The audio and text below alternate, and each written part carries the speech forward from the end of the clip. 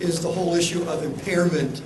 It's assessment of impairment and how to deal with impairment when somebody comes into the clinic. So these first two questions have to do with that. And I'll read them off, and then I will turn it over to the panel. Does the clinic have any liability for a patient driving after dosing? If so, is there a way we can limit the liability? I was recently at a training where the subject of a patient's competency was raised in order to sign a release when they first come in and have other drugs in their system. How do we get around the liability of this and have them re-sign at a later date? I think you did talk a bit about that. Right, kind of a phase thing. Now, could you discuss or comment on driving impairment issues with marijuana using patients on methadone? At our clinic, we are concerned about the fact that we are documenting THC levels associated with impairment and are intervening less aggressively than for benzo use, etc. Our state regulatory agency suggests we stop testing for THC. Wow. Whoa, okay. We won't ask what state that is. Okay, any more comments, please? Well, first of all, this is a very, very hot topic, and we probably could spend the entire day just on this. And unfortunately, we're coming to the close of the day, and we don't really have enough time. But I did hear testing for levels, and I'm a little concerned about that. Maybe that's related to your particular state, but I know in my state of Pennsylvania, marijuana is a Schedule I drug, and it's it's not a particular number. So perhaps that's state specific. But back to the original question, yes, the program is liable or could be liable for impairment related to driving involving methadone. So if you look at what it says, we'll go into more detail about how you can lower your risk because of that. But this is a very hot issue. Families of the injured or the other party are suing programs, are suing the medical director, the program, etc., because of the action. So. It's interesting because if I'm a physician prescribing methadone for pain, the only requirements, it says on the bottle, caution with driving until you see how this medication affects you, or something to that effect. We're being held to a much higher standard than that. But that's the reality. Programs that I've been involved with have taken to a statement given to patients and signed by patients and in the chart that it is recommended to them that during their titration period that they use public transportation or get rides to the clinic, and that they understand that driving on their own may result in, that the medication instability may result in impairment. And they sign that they receive that. Clearly, if you see a patient impaired in your clinic, you're under the same obligation you are as, no less so than a bartender. That some intervention, attempting to get the patient to give you their car keys, call somebody for a ride, call them a cab, whatever is necessary. If you don't have a right to assault somebody and batter them, but you do have an obligation, and there are a number of civil cases where you can call, drop a dime essentially. You don't identify yourself as a methadone program. You don't have to tell people what the diagnosis is, but you can say, I'm a health professional at this address, and I have just had a patient who I believe is impaired, and they have left in this car going in that direction with this license plate. And if someone gets into harm and you didn't do that, you may have some problems with that. The issue of a positive urine is a whole other issue, because it doesn't mean that there's impairment. And I don't know what kind of level of cannabis in the urine. I mean, first of all, levels are useless unless you're corrected for the urine concentration. So a blank level of 832 doesn't mean anything in, if the urine is at a specific gravity of 1020, or if it's highly concentrated, that can mean that they had a joint 2 days ago.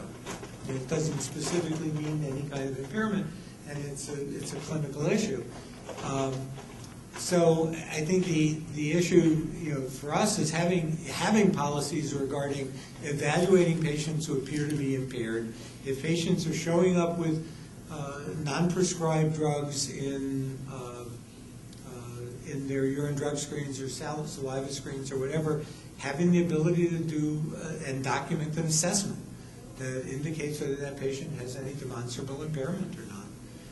I think, again, something that Lisa said that we differ somewhat on. Again, I have many patients who are on prescribed doses of benzodiazepines that they take perfectly appropriately and have no demonstrable difficulty on a neurological examination drive. I mean, there are 20 million people who have benzodiazepine prescriptions in the United States, and they're not driving. So I think that just as it says on the bottle that until you see how this affects you, be careful, is a reasonable watchword, and I think we should be judged by the same standard. The problem is we're not. Give it over to our legal. Wanted to clarify one point. The point I was raising about the level was blood. And I know we don't do blood in the clinic, but in terms of what the courts look at, but if you have urine toxicology screens that show the presence, that might be discoverable in terms of, well, you had knowledge that this patient had evidence, so it may, and that's the point that I was raising.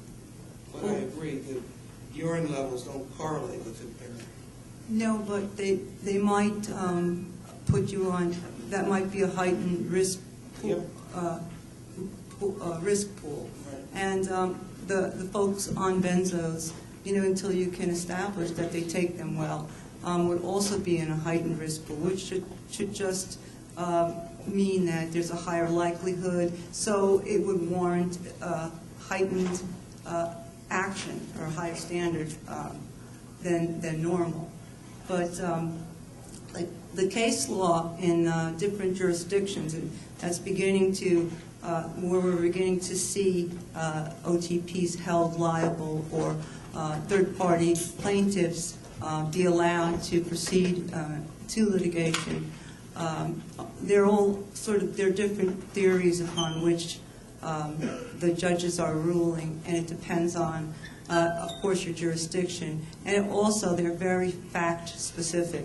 The cases that have allowed the third party to proceed, I mean, it's not just been failure to take unreasonable action, it's been failure to take any action when it's been so obvious to so many, and there's been, testimony that this patient was impaired and it was ignored.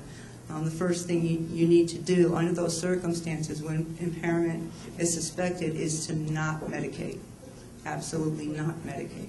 And then it would be to take reasonable action to determine whether or not they're impaired. But one of the tools that I like the idea of, I think is clever, is to have a policy where driving while impaired, being impaired and driving while impaired is not tolerated at your clinic, and patients can sign, or maybe patients in a higher pool can sign an agreement to abide by an impairment protocol. Will they agree in advance, not to be medicated and to designate someone as a safe driver and not to drive and turn over the keys. So you'll have discussed this with them in advance. I think knowing what to expect is critical to making informed decisions, and we often don't do that. We may have policies, really good policies, in our OTPs, but patients may be totally unaware of how they're affected by them. And so that communication line is important. Ken, we don't have the right or the ability to incarcerate people. You can't tackle them. And, if you have somebody who's falling down drunk on benzos or alcohol or whatever that they come in, if you have a patient who is psychotic on methamphetamine or cocaine, there's an obligation to call an ambulance. Yeah, if you real feel a patient is going to, they're so impaired they're going to injure themselves. Right. Yeah. Because I've done that.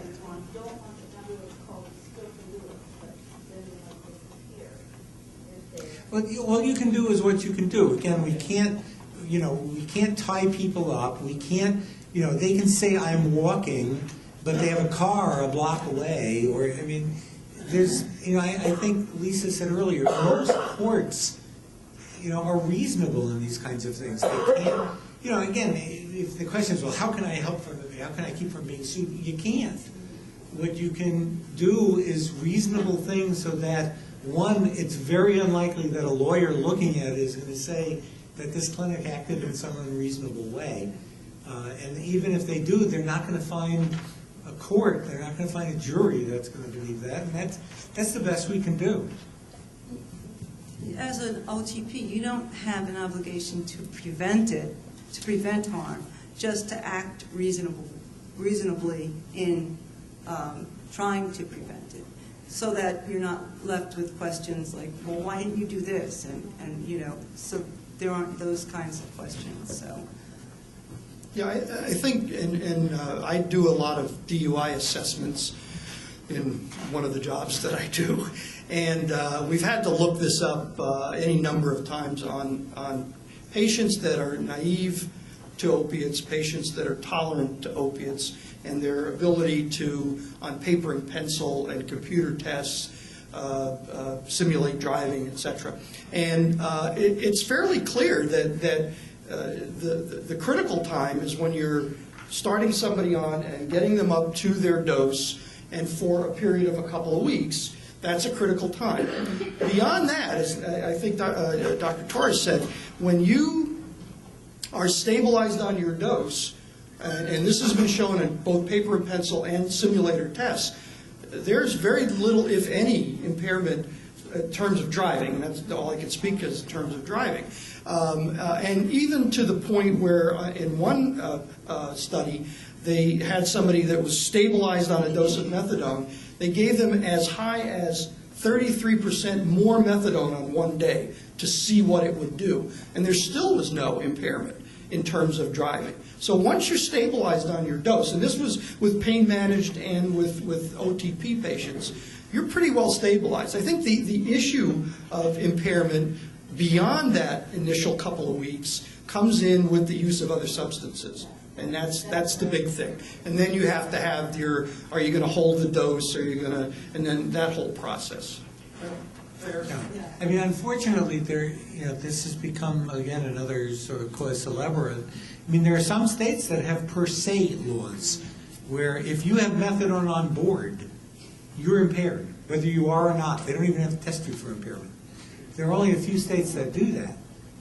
But, again, I think it becomes a political issue in those states, that programs operating in those states, or physicians who are doing pain management in those states, need to bring science into the legislature and bring science into the courtroom.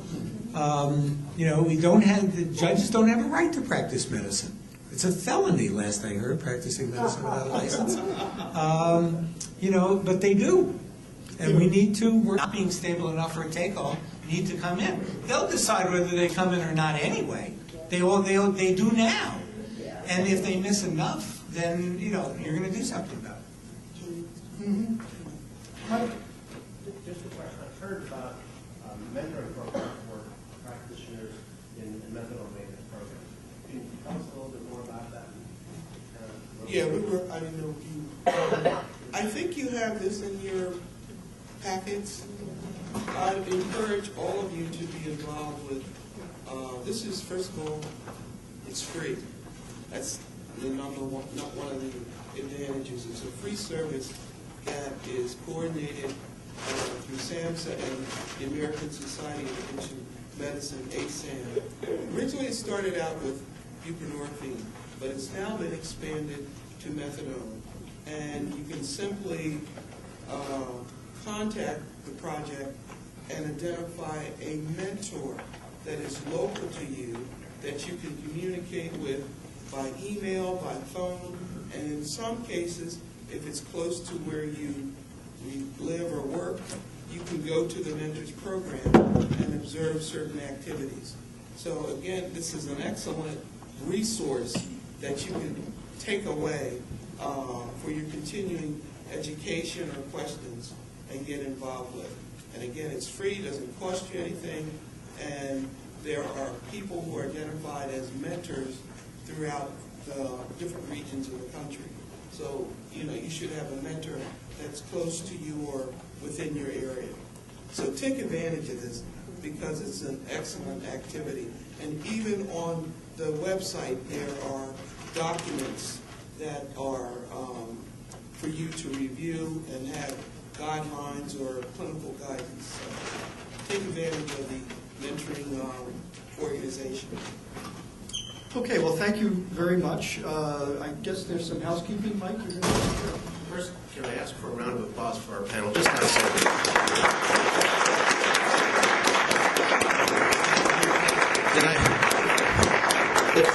This morning, when I said in the whole world I wouldn't have gathered another group of people or anyone individually different, I think you would agree with me now after you've heard the content and the questions. And we have just two housekeeping things. Dr. Campbell, is there anything you wanted to say before, from CSAT's point of view? But we do have the GIPRAs. We have to ask you one for the GIPRA. And as Rod Serling once said, at the end of the Twilight Zone, we now return the control of your TV set to you. So thank you so very much for being with us today.